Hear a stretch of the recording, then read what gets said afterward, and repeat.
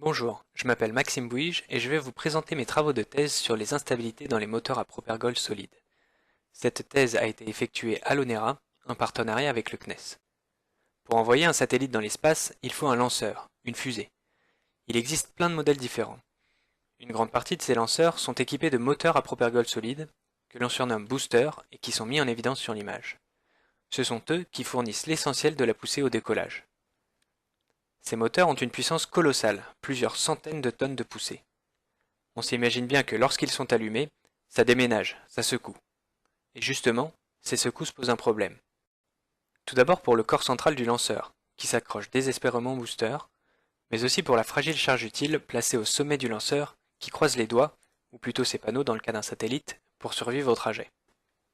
Déterminer comment vibrent ces moteurs, c'est-à-dire leur comportement fréquentiel, est essentiel. Mais au fait, comment fonctionne un moteur à propergol solide? Concrètement, ça ressemble beaucoup à un feu d'artifice. C'est un cylindre rempli de poudre, le propergol en gris sur l'image, avec un canal en son centre. La combustion progressive du propergol génère un gaz qui s'échappe par le canal, puis par la tuyère pour générer la poussée. Au cours de ces 20 dernières années, des études ont permis de montrer que l'une des sources de vibration provient de la façon dont le gaz circule dans le canal. En effet, une instabilité propre à cet écoulement occasionne des tourbillons qui, lorsqu'ils passent le col sonique de la tuyère, engendrent des oscillations de pression et donc de poussée. Ces oscillations de poussée se traduisent par des secousses.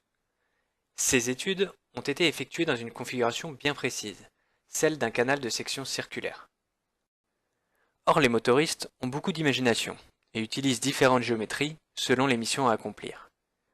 Ma contribution a consisté à étudier une géométrie étoilée, l'écoulement qui s'y crée et les vibrations qui en découlent. La première étape de mon travail a été de déterminer une solution analytique de l'écoulement au sein d'une telle configuration, c'est-à-dire connaître la vitesse du gaz en tout point du canal.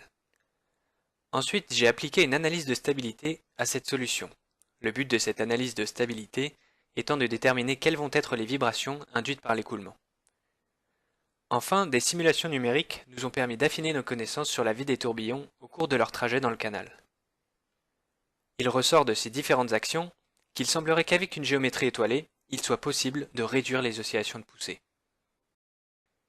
Finalement, ces travaux et la possible réduction des vibrations sont donc plutôt une bonne nouvelle pour les satellites, voire même pour les cosmonautes, en route vers l'ISS, la Lune ou bientôt Mars.